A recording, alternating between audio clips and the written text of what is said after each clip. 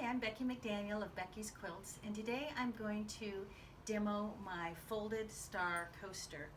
I started making these, or kind of came up with the idea for these because I used to always carry around a styrofoam cup with my iced tea in it. And if you've ever used a styrofoam cup over and over again, it'll sweat. And so I was using a coaster that was flat, and it would like spill over, and then I got a cork one, well, it leaked through, and then I just folded up a washcloth because I have to have ice water on my nightstand as well all night. And it was just like, okay, Becky, you can do better than this. So I thought, okay, I need to make a coaster, and then I remembered the folded star pot holder that I made in the 70s, which didn't really work well as a pot holder because it was thinner in the middle, and they didn't have the heat sensitive stuff or the heat stuff that they do now for pot holders, or at least that I was aware of. So anyways, I thought, I know, I'll do a folded star coaster, and I'm going to go online and I'm going to find the directions for that. Well, I didn't find the directions for the coaster. I found it for a pot holder, and I thought, I don't want to make the pot holder, I want a coaster. So with trial and error, I came up with the measurements for my folded star coaster. So what you do is you have 3 different fabrics, because there's 3 different rows in your coaster, and I just go and I cut things up. What's fun is if you've just finished a quilt and you're giving it away, but you still want a piece of that quilt, so you can use your scrap fabrics for that, and then you can keep that with yourself, or you can give it to whoever you've given the quilt to. So when you're getting ready to prepare for your coasters, you start cutting out your fabrics, and you're going to cut 3 different measurements. The center is going to be a 3-inch square, and you cut 5 of those. The second row is going to be a 3.5-inch square. You cut 8 of those, and the outside edge is going to be a 4-inch square, and you cut 8 of those as well. So I do all the cutting, and then I go to my ironing board and I iron them in half,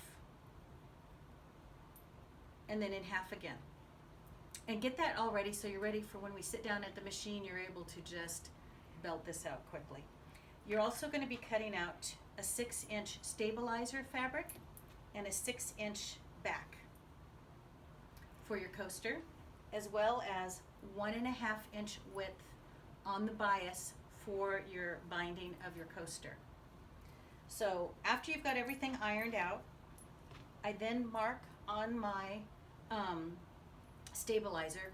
I've ironed this as well to where it's folded in half, ironed again in half, and then I iron it to where I'm making like a point, like a prairie point. So I've got all of 8 seams ironed into place, so I've got a guideline. Then I find my center block and I mark that, and then I mark out on each of the lines 1.5 inches.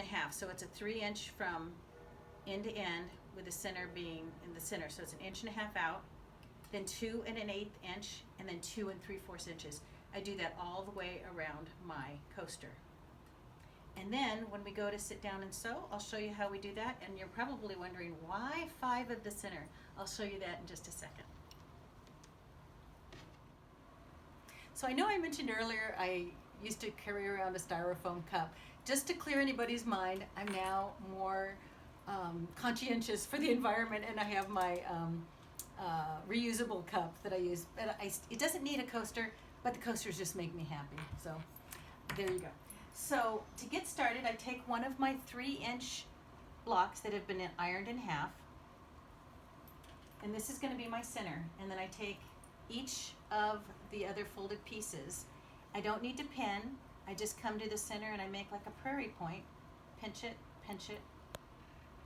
like that. And then I come and I find the center of my 3-inch square. I center it on there, and then I just start sewing around. No pins needed.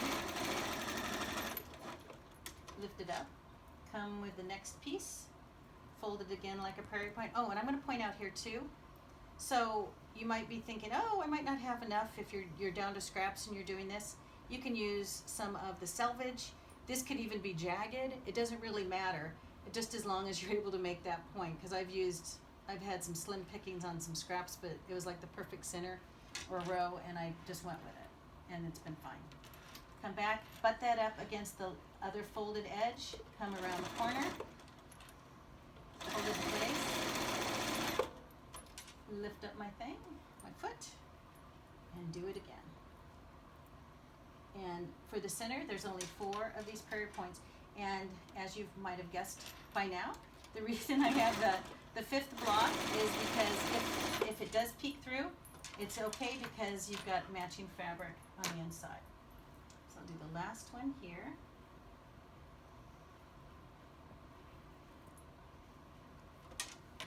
And put that in. Oh, and I know I had said no pinning. I guess I lied because I do pinning at this point. So what I do at this point is I come, and where I've marked my marks on here, I put this to where the inside fold, so this center fold kind of matches up right where my line is at the 1.5 inch all the way around, and I'm matching it to where the openings are on the line, so it makes it easy. I just pin this in place just because I like to sew around quickly like a little mad demon, and it just kind of keeps it in place. But as you can see, it's all kind of centered on where those marks are. I lift it up, I sew around it again, go all the way around, and when I'm done with this row, the fun really starts.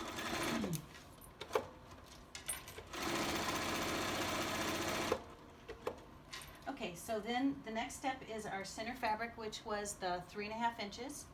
I do the prairie point again, and for this row, you go on your sides, so on your straight sides. You're not doing your corners yet, that's the second go around. So I center this to where it's centered on this folds in here, and then I come down to where the 2 1/8 is on the corner, and I butt up the bottom part of that, making sure that's centered. Oops, I broke my own rule. I was doing it in the corner when I need to do it on the flat side, so anyways, even I can make mistakes. And you get a little excited when you're being videoed. So we want to do it on the sides. So here we go, and I'm going to do the sides first. Come around, make my prairie point, center it on the creases there, come up to the 2 1/8 inch,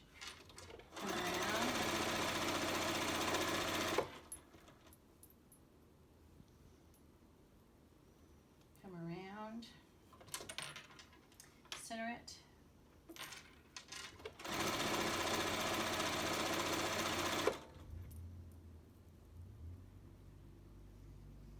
and center it, place it to the line. Now I'm ready to do my corners. And I make my prairie point. And the same thing around in the corners. Kind of lift that up. I don't go all the way to the end because I'm going to be fitting that under there. Again, mark the center. Come down to where it's the 2 1/8. Make sure that's center. Come around. I'm so glad I'm finally getting this video made today. When I first started teaching about 1.5 years ago, I had students go, do you have a YouTube? And I did not, but I have my friend here today, Jennifer, and I helped her make a little skirt for her niece, and she's helping me make, since she's a millennial, she's helping me make a video so I can post it, and so people, when they go back and they forgot maybe what I showed them in class, they're able to make this coaster.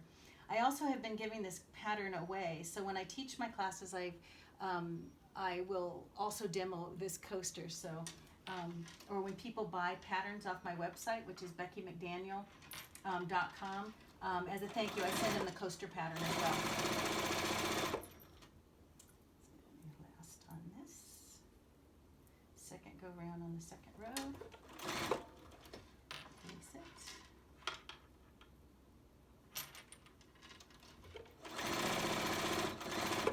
Okay, now I'm ready for my last row. And it's the same thing. I go on the straights, on the straight sides, not the corners. Come down. I don't go all the way because I'm going to fit that in there. match it to the center and come down to the 2 3/4. So once you've gone all around with all of your rows, now it's time to stabilize these down. And what I like to do is I sew it down, stitch in the ditch, so to speak, with my monofilament thread.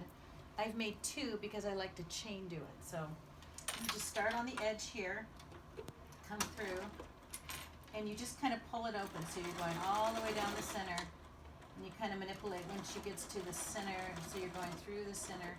What's nice is you try not to catch the outside, you try to stay in the ditch, but because it's monofilament thread, you're, not everyone, unless you've got the quilting police coming and checking it out, but anyways, you're able to make it look great. So kind of come down, kind of slow. What's nice with my Bernina is I've got the leg lift, which allows me to lift my foot up, spread it open, the folds, and kind of come down. And then I do, because I'm doing it in chain, I then come and do my next piece, butt it up, same thing. And I go across each way and then each corner, side to side.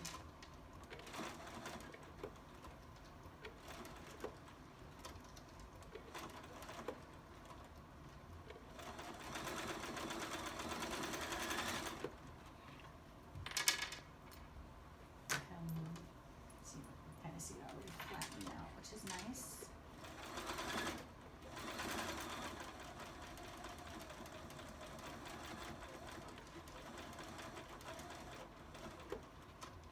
And open it up.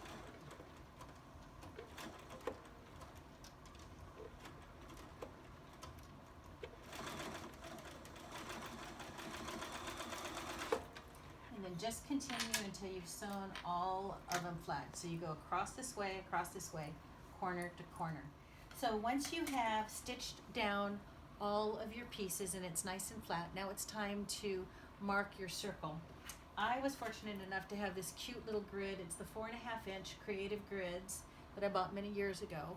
But as I've taught this to one of my girlfriends, she goes, I just put a teacup on top and I trace around the teacup. So use whatever you have. But if you're a quilter like me, you probably have all the fun tools. So I just find my center. What's nice is it's got the grid mark, just like we did for our all of our little prairie punks. Find the center and mark around it with my pen.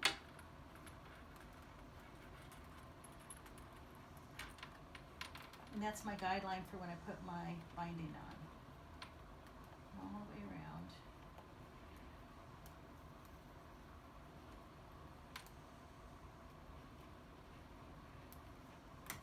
So I've marked that.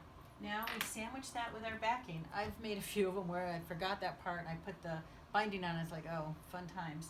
So what you want to do is you want to make sure you've got your backing. If you've got a label, it's kind of fun to put your own little personalized touch on there so that you can show who made it. So you just lay these together. And I do pin again in the corners because it's not fun if you catch the corners and it doesn't, and it gets into the binding when you're sewing it. So I just pin in my corners so I don't catch them.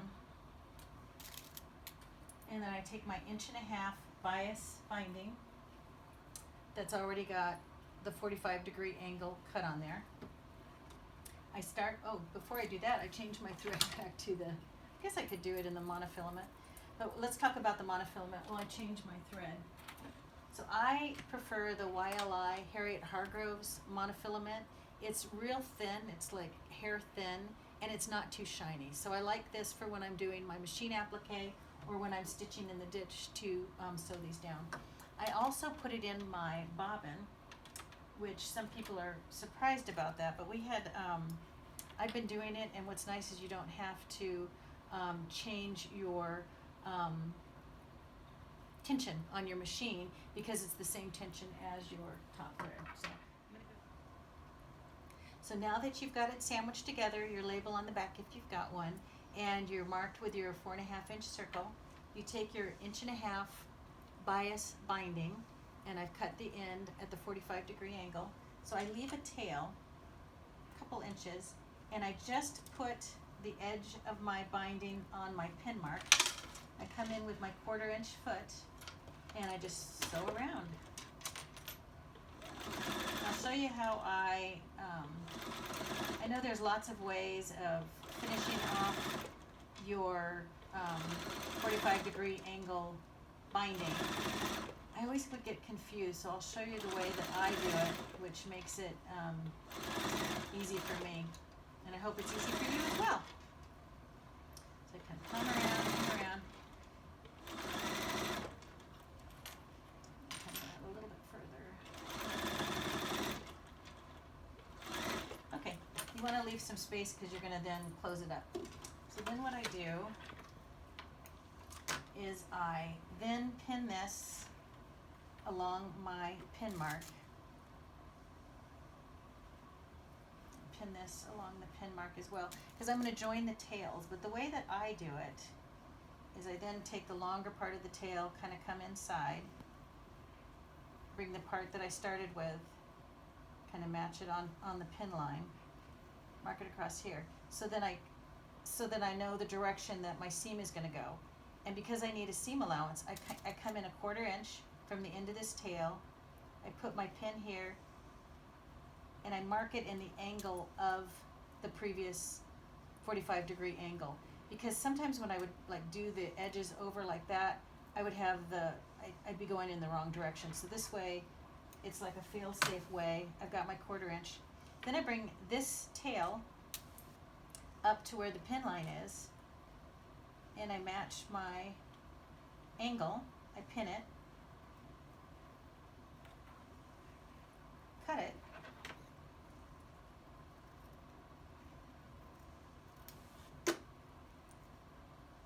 and then I'm ready to join my ends. So then I bring this up.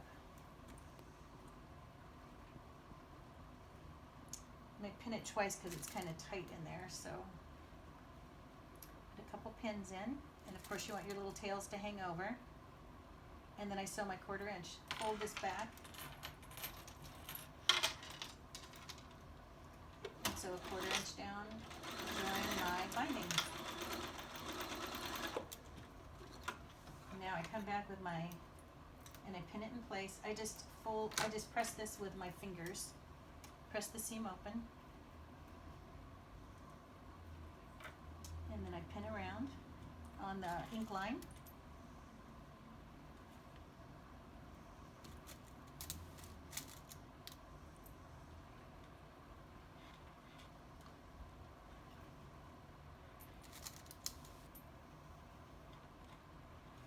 And come back and finish closing that off where I stitched before. Come around, 1/4 inch on the edges.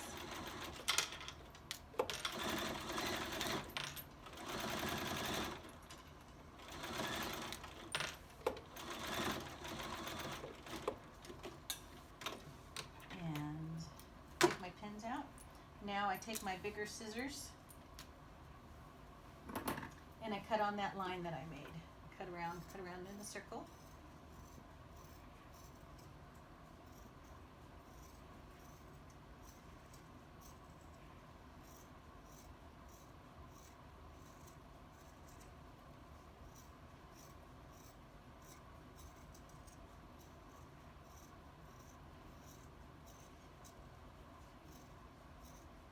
And you want to have a good pair of scissors because even with my gingers, it's a little tight in there, so, or it's a little difficult to smish to cut it.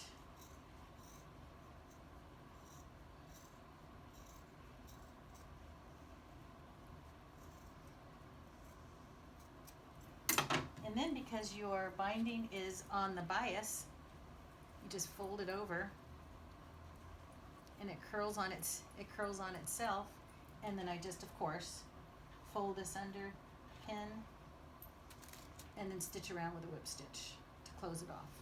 So there you have your folded star coaster, and I hope you enjoy making these as much as I have been enjoying making them, and you're going to get hooked because you're going to absolutely love making these. Be sure to follow me at Becky's Quilts, and I hope you all have a happy day and happy stitching. Thank you.